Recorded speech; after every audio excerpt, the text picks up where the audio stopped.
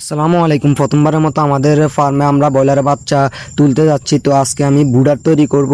বুডার জন্য আমি প্লাস্টিকের হার্ডবোর্ড নিয়ে আসছি, ইট দিয়ে তা ঠিক করার চেষ্টা করতেছিলাম। তো দুই সাইডে দুইটা করে ইট দিয়েছি, ইট দিয়ে দেখতেছিলাম যে এটা হয় কি না, কিন্তু তারপর আমার বুড়ারটা দুই দিকে দুই পাশে পড়ে যায়। এরপর আমি বেশ কয়েকটা ইট নিয়ে এসে বুড়ারটাকে ঠিক করতেছিলাম। তো এক পাশে 3টা করে 6টা ইট, দুই পাশে মোট 12টা ইট দিয়ে যখন দেখছি তখন দেখি মোটামুটি জিনিসটা আটকেছে। তো আমি আরও কিছু ইট নিয়ে এসে ঠিক করে দিলাম। এরপর পা দিয়ে মুশিগুলোকে একটু নেড়ে চেড়ে দেওয়ার পর ভিতরে আরও কিছু বসিয়ে দিলাম। এরপর বাইরের ভুসিগুলোকে ভালো করে নাড়াচাড়া করতেছিলাম আমি আস্তে আস্তে। এরপর ভিতরে আরও কিছু বসিয়ে দিলাম, তারপর আরও কিছু দিলাম। এরপর আমি দেখতেছিলাম যে আমাদের কারেন্টের লাইটটা অনেক উপরে, যে তারটা, তারপর আমি আস্তে আস্তে নিচে নামিয়ে দিলাম। তারপর জিনিসটা দড়ি দিয়ে বেঁধে তারপর চারদিকে দেখে মাঝখান বরাবর এনে বাতিটা আমি লাগাইতেছিলাম।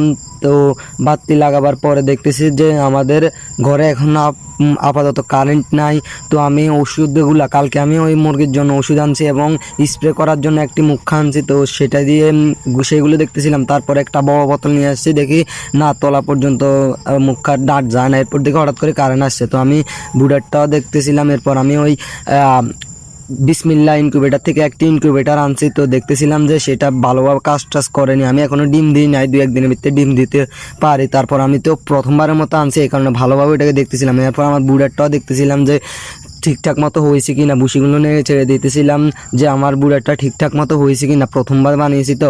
তারপর আরেকটা বোতল নিয়ে আসলাম। হাস্যকর ব্যাপার হলো এই বোতলটি তো আমার মুখাটা লাগতেছিল না ঠিকঠাক মতো। এরপর অবশেষে একটি বোতল নিয়ে এসে লাগিয়ে দেখি না এখানে লাগছে। তো আমি বোতলটি নিয়ে কলে চলে গেলাম, আর ওখান থেকে কিছু পানি নিয়ে এসে ওই বোতলে ওষুধ মিক্স করে নিয়ে তারপর প্রথমে আমার হাত পাগুলোতে ভালো করে জীবাণুনাশক স্প্রে করে পুরো ঘরে আস্তে আস্তে স্প্রে করা শুরু করলাম। মেশিনটিতেও স্প্রে করলাম।